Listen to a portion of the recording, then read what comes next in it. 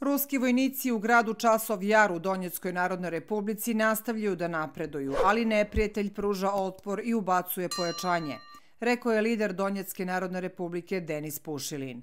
Časov Jar vidimo da neprijatelj ima sve manje šansi, ali ipak u samom Časovom Jaru on i dalje pokušava da pruži otpor, nastavlja da ubacuje pojačanja, iako u malim partijama.